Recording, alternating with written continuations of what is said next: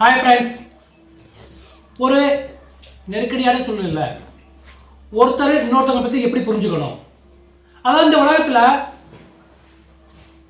யார் என்ன செஞ்சாலும் எப்பவுமே குறை சொல்லிக்கிட்டு இருக்கிற ஒரு கூட்டம் இருக்கு. எந்த உறவு முறை வேண்டுமானாலும் இருக்கலாம். ஒரு கணவன் மனைவி திட்டலாம், மனைவி மேலே குறை சொல்லலாம், மனைவி கணவன் மேலே குறை சொல்லலாம். இப்படி ஒவ்வொரு உறுப்பினர் மேலேயும் குறை சொல்லிட்டே இருக்கலாம். ஆனால் அது எல்லாமே மனசில் வாங்கிக்கிட்டா நம்மளுடைய உடல்நிலை சீராக போகாது. அதுவும் குறிப்பாக ஒரு கணவன் மனைவி உறவுக்குள்ள எப்படி இருக்கணும், எப்படி புரிதல் இருக்கணும், எப்படி ஒரு நல்ல ஒரு அண்டர்ஸ்டாண்டிங் இருக்கணும், அதுவும் நெருக்கடியான சூழ்நிலை. இப்போ எதிர்பாராத விதமா எப்பவுமே எல்லார் வீட்லையும் எல்லா பொருளுமே இருக்கும். ஆனால் எல்லா நாளும் இருக்குமா அப்படிங்கிறது சொல்ல முடியாது. அப்போ ஒரு நேரங்களில் நைட்டு அவருடைய வீட்டுக்காரர் என்ன பண்றாரு, அவருடைய ஃப்ரெண்டை கூட்டிட்டு வர்றாரு. அவங்க இருக்கிற வீடு வந்து ஒரு சரியான குக்கிராமம்.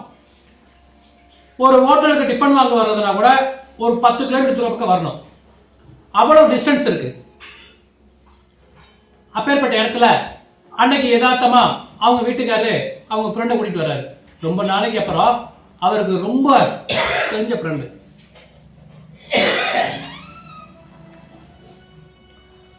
அன்னைக்குன்னு பார்த்தா அவங்க வீட்டில் மாவு இல்லை, மற்ற ஐட்டங்கள்லாம் குறைஞ்சி போச்சு. மனைவிக்கு ஒரே பயம் பதட்டம் வந்துருச்சு. ஏனடா இவர் மாமா இன்னைக்குன்னு பார்த்து ஆள் குட்டியாட்டாரு, அவங்க ஃப்ரெண்டு வேற சொல்றாரு. அவரு அதாவது சின்ன பிள்ளைலேருந்து வளர்ந்த நீண்ட நாள் நண்பர்.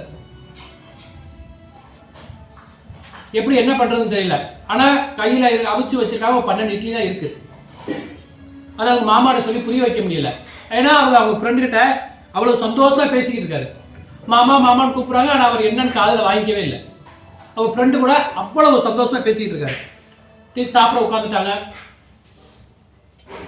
3 பேருக்கு 12 இட்லி போதுமா? அப்ப இந்த நேரத்தில் ஒருவரை பற்றி எவ்வாறு புரிந்து கொள்வது, அந்த புரிதல் அவருடைய வாழ்க்கைக்கு உதவுமா? அதுவும் நெருக்கடியான நேரங்களில் எப்படி சமாளிக்கிறது? இப்போ அவங்க 2 பேருக்கு 4 இட்லி எடுத்து வச்சுட்டாங்க. ஆனால் அவங்க சொல்லணும்னு பார்க்குறாங்க. அவங்க வீட்டுக்கார்ட்ட சொல்லவே முடியல. என்னங்க இட்லி 12 இட்லி தான் இருக்கு, எப்படி சொல்ல நினைக்கிறாங்கன்னு அவர் காது ஊத்து கேட்கவே இல்லை. அப்படி இருக்கிற நேரத்தில் இவருக்கு 4 இட்லி, கணவருக்கு 4 இட்லி வச்சுட்டாங்க, சாப்பிட்டாங்க. அவர் அப்பவும் அந்த அம்மா கூப்பிட்டு சொல்லணும்னு நினைக்கிறாங்க, சொல்ல முடியல. திரும்பி இட்லியை இன்னும் 2 இட்லி கணவருக்கு வைக்க போகிறாங்க.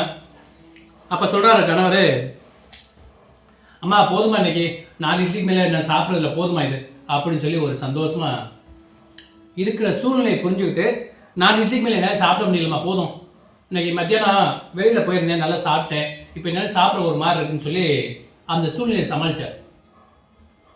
இதுக்கு மேலே என்னால் சாப்பிட முடியும் அப்படின்னு சொல்கிறாரு. அந்த அம்மாவுக்கு தூக்கி வாரி போட்டுருச்சு. எப்போவுமே 10 இட்லி 12 இட்லி சாப்பிட்றவர் அன்னைக்கு இந்த மனுஷன் 4 இட்லியோடு எந்திரிச்சிட்டார். இதுதான் ஒரு கணவன் மனைவிக்கு இடையே உள்ள ஒரு புரிதல். இருக்கக்கூடிய சூழ்நிலையை சரியான விதத்தில் சமாளிக்கிறது. சரி, அந்த அம்மா என்ன பண்ணாங்க, 2 இட்லியை அவங்களோட ஃப்ரெண்டுக்கு வைக்கிறாங்க. அவர் உடனே சுதாரிச்சு, அம்மாம்மா போதுமா, தங்கச்சி இப்போ எப்போவுமே நான் 3 இட்லி தான் சாப்பிடுவேன், இன்னைக்கு தங்கச்சி நல்லா நல்லா சட்னி நல்லா வச்சு நல்லா கார சாரமாக கொடுத்துருங்க, அந்த பாசத்தில் இன்னைக்கு நான் கூட ஒரு இட்லி சாப்பிட்டோமா அப்படின்னு சொல்றாரு. அப்போ அவரோட நண்பரும் அந்த இருக்கிற சூழ்நிலையை சரியான விதத்தில் கையாண்டார். நண்பருடைய இது எப்பவுமே விட்டு போயிடக்கூடாதுக்காண்டி சூழ்நிலையை கருத்தில் கொண்டு அவரும் அதுக்கு தக்கன நாசுக்கா எந்திரிச்சிட்டார். இதுதான் இக்கட்டான நிலையில ஒருவர் மற்றவரை பற்றி சரியான விதத்தில் புரிந்து கொள்ள வேண்டும். அது மட்டும் இல்லைங்க, கைகள் எந்திரிச்சு போறாங்க.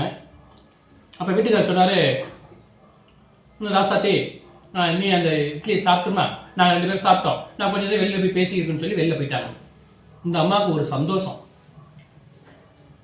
எங்கே இட்லி இல்லைங்கிறத கணவர் காட்டி கொடுத்துருவாரோ, இல்லை நம்மளை பற்றி குறை சொல்லுவாரோ அப்படின்னு எதுவுமே இல்லாமல் சாப்பிடுன்னு ஒரு வார்த்தை சொன்னார்ல, அவங்க மனசு எல்லாமே கரைஞ்சு போச்சுது. இது போலத்தான் ஒரு வீட்டில் ஒரு கணவன் மனைவி உறவில் எல்லாரும் ஒருத்தருக்கு ஒருத்தர் விட்டு கொடுத்து சந்தோஷமா வாழ்ந்தோம் அப்படின்னா அது இக்கட்டான சூழ்நிலையை சரியான விதத்தில் ஹேண்டில் பண்ண அப்படின்னா வாழ்க்கையும் சிறப்பாக இருக்கும்.